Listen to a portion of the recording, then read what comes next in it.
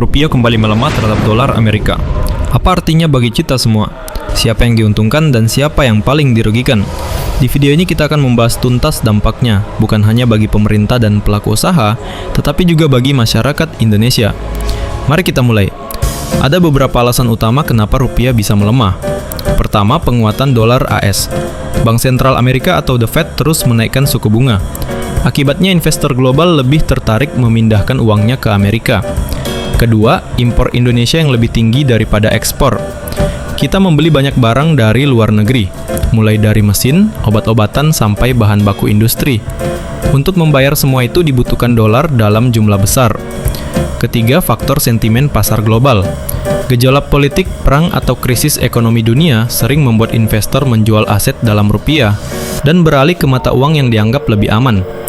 Inilah kombinasi yang membuat rupiah terus tertekan. Tapi jangan salah, pelemahan rupiah ternyata juga menguntungkan sebagian pihak. Pertama, eksportir. Ketika mereka menjual barang ke luar negeri, mereka dibayar dengan dolar. Saat dikonversi ke rupiah, nilainya jadi lebih besar. Itu artinya keuntungan eksportir bisa meningkat. Kedua, para pekerja migran Indonesia. Mereka yang bekerja di luar negeri dan mengirim uang ke tanah air akan mendapatkan nilai tukar yang lebih tinggi saat uangnya diterima keluarga. Ketiga, investor pemilik aset dalam dolar.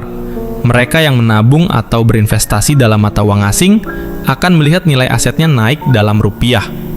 Singkatnya, pelemahan rupiah bukan bencana untuk semua orang. Ada kelompok tertentu yang justru diuntungkan. Namun di sisi lain, lebih banyak pihak yang justru dirugikan. Pertama, pengusaha importir. Mereka harus membayar barang dari luar negeri dengan dolar yang lebih mahal. Akibatnya, biaya produksi naik. Dan pada akhirnya, harga barang di dalam negeri juga ikut naik. Kedua, masyarakat luas. Kita semua merasakan dampaknya di pasar dan supermarket. Harga sembako naik, harga bensin naik, bahkan obat-obatan impor ikut naik. Daya beli masyarakat pun menurun. Ketiga, pemerintah. Karena sebagian utang Indonesia ada dalam dolar. Ketika rupiah melemah, beban membayar cicilan utang ikut bertambah. Keempat, investor lokal. Pasar saham biasanya terpukul karena banyak modal asing keluar dari Indonesia. Jadi, pelemahan rupiah membawa beban yang cukup berat bagi sebagian besar masyarakat dan pemerintah. Lalu, apa dampak jangka panjangnya bagi Indonesia? Yang paling nyata adalah inflasi.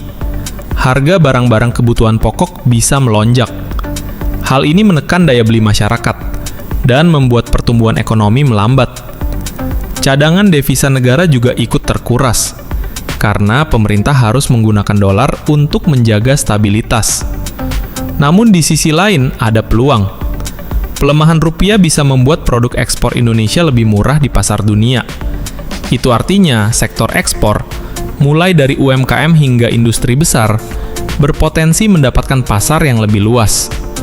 Jadi, meskipun banyak tantangan, Indonesia juga bisa memanfaatkan situasi ini sebagai momentum ekspor. Rupiah yang melemah selalu membawa dua sisi. Di satu sisi tantangan, di sisi lain peluang. Pertanyaannya adalah, apakah kita bisa mengelola peluang itu dengan baik? Atau justru terjebak dalam kesulitan? Bagaimana menurut kamu? Apakah pelemahan rupiah ini lebih banyak membawa kerugian atau justru membuka jalan bagi peluang ekonomi baru? Tulis pendapatmu di kolom komentar. Jangan lupa like, share, dan subscribe.